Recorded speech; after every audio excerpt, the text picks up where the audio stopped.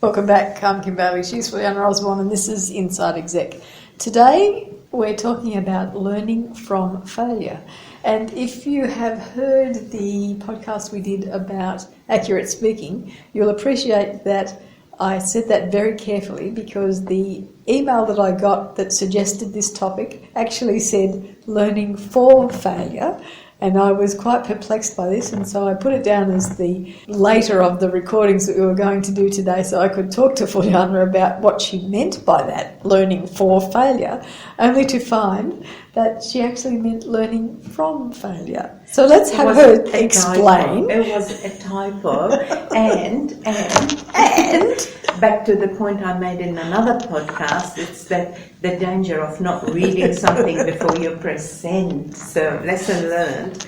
I don't actually call that a failure. I see that as a learning. Oh, thanks. I've learned not to read the first email. If I don't understand it, then I have to get it clarified. I've learned. Very good. I think a lot of us too quickly jump in, I succeeded, I came first, or I failed, or whatever.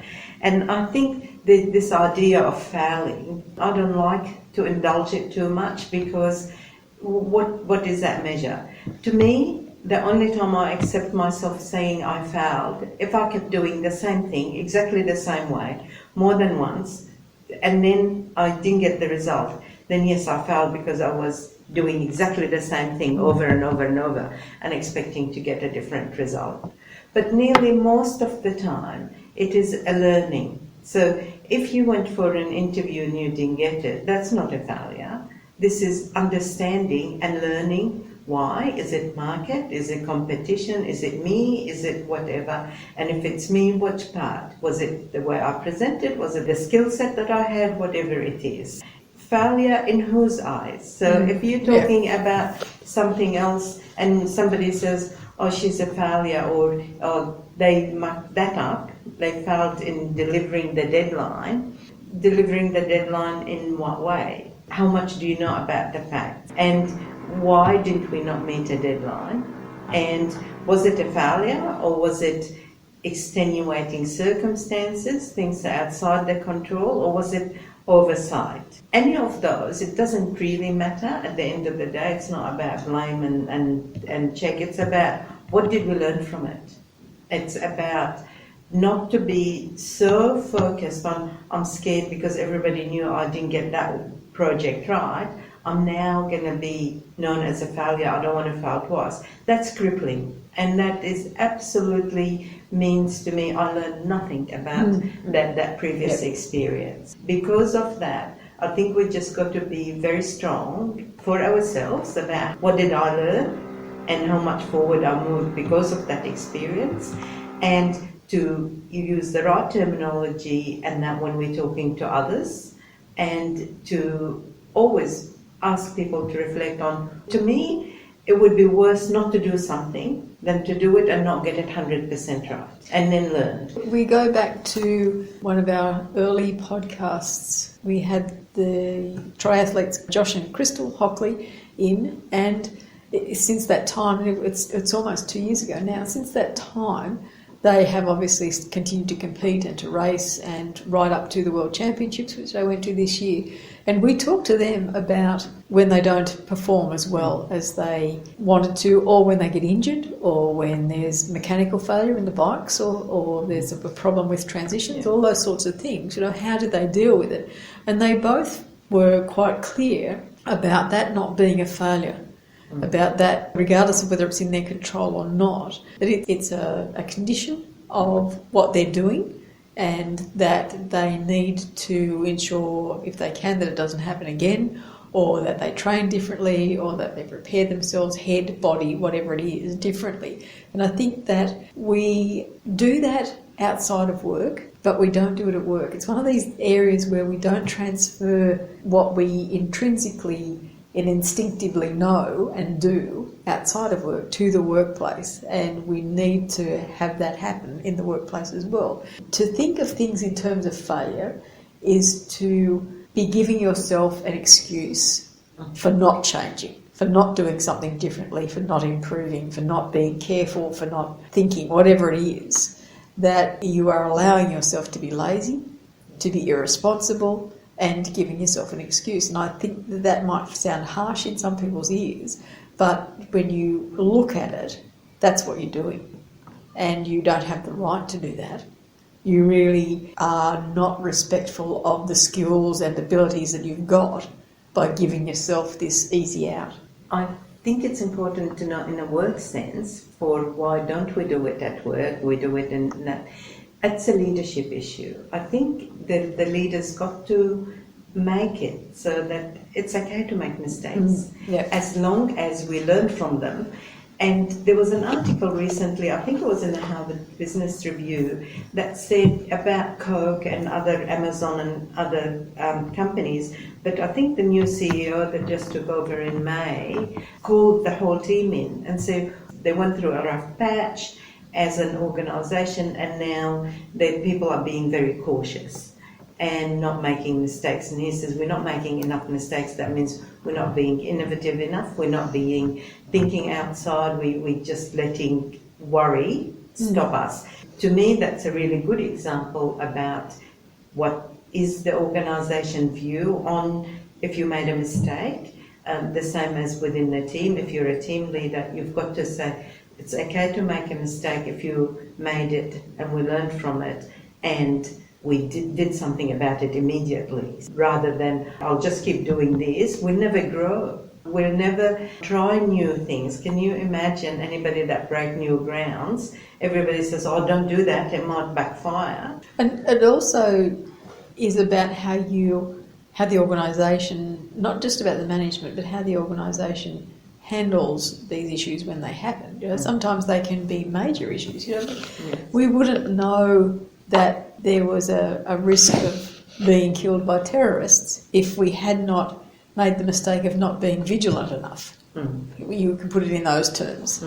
We wouldn't know that it is dangerous to walk out in front of a car unless people had made that mistake previously. We wouldn't know that it was dangerous to swim off the beaches in northern Queensland if people hadn't been stung by jellyfish. Yeah, those sorts of things can be seen as mistakes, but we have learned from them. As a society, we've learned from these things. And so you just keep bringing that back down to your own environment. Everything that looks like it is a mistake or looks like a disaster or looks like it shouldn't have happened, we learn from in some ways.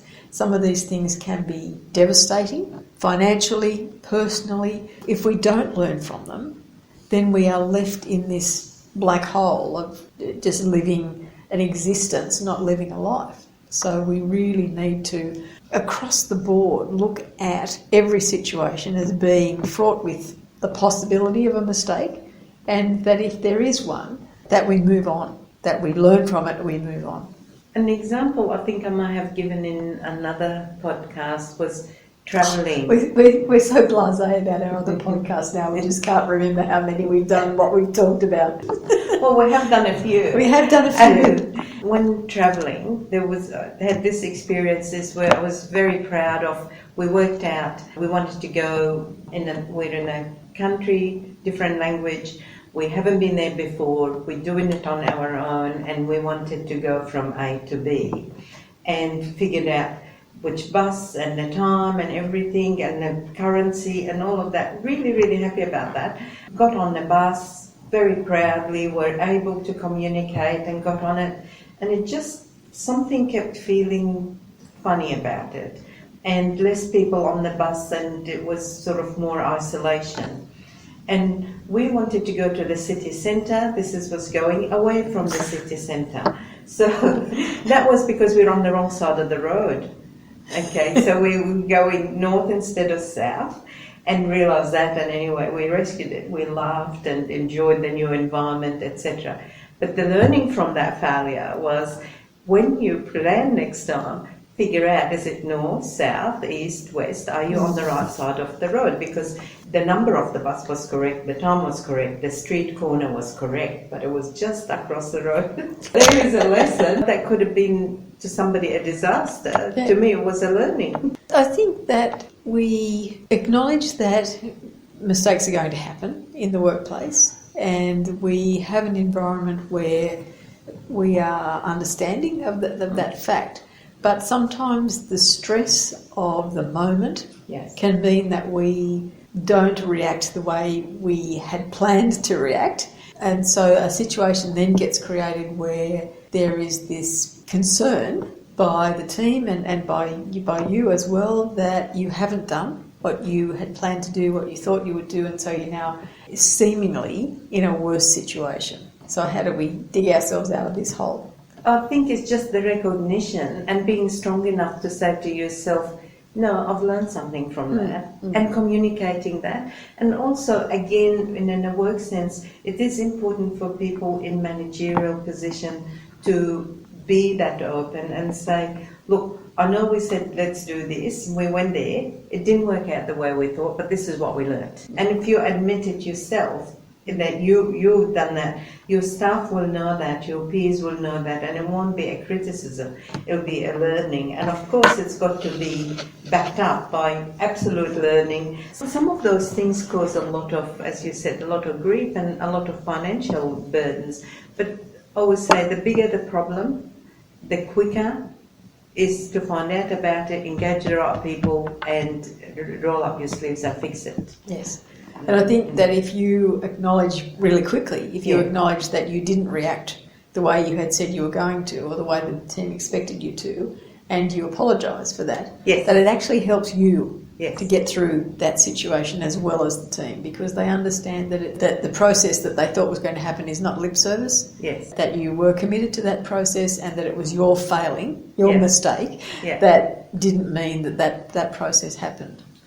Another that I came across examples like in my career where we had those situations and we followed the way we just said, and then says, look, sorry, we said that, I know we put a lot of time and effort in it and it just didn't work out, and this is what we've learned. For a week later, to one of the people in the audience to come back and say, you know, it can still work if we do this to the system. And so out of that and openly saying it, we've got a better result than what we thought was a failure. It was actually a more progressive way because this person put it all together and came up and said, you know, if we did it to the system, we'll invest this much, but this is the benefit. So, and how exciting is that? How exciting to be able to get a better solution. Yeah, a better solution, totally unexpected. And that's what the team remembers. They don't remember the mistake. They remember that we got this solution, which was better than anything we were thinking about beforehand. And it's only they talk about anything we were thinking about beforehand, not anything that didn't work beforehand.